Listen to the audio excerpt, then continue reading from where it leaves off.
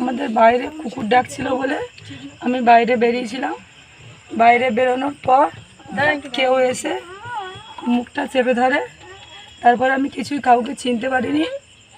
না চিনতে পারার পর আমাকে টানতে টানতে নিয়ে গেছে। আমি পুকুরের খোলে পড়ে গেছি। ওখান থেকে আবার টেনে নিয়ে আমাদের মাঠের অফ সাইডে ঘেরির আমাদের ওইখানে যখন আমার মেয়ে মা মা করে ডাকছে তখন মুখটা বেঁধে দিয়ে ওইখানে কুকুর চেঁচামেচি করছে, তখন আমাকে ওইখানে ফেলে দিয়েছে। তখন আমি ভয়ের ত্রাসে ওইখানে পড়ে গেছি। তারপরে উঠে আমি যখন ডাকছি তখন সবাই খোঁজাখুঁজি করছে। তারপরে আমি আস্তে আস্তে হাঁটতে হাঁটতে সাইডের দিকে এসেছি। আসার পর তখন বাড়ির লোক এসে আমি কান্নাকাটি করছি। তখন সবাই বাড়ির চারিদিকে শব্দ হচ্ছে শুনে সবাই বেরিয়েছে। বেরোনোর পরে বলছে যে সন্দেশখালী যাবতীয় ঘটনা যা হয়েছে এসব মিথ্যে, তোমাকে কোর্টে গিয়ে বলতে হবে এবং যদি এইটা দিলীপ মল্লিকের হাতে এনাকে তুলে দেওয়া যায় তাহলে সন্দেশখালীর সব ঘটনা সমস্যার সমাধান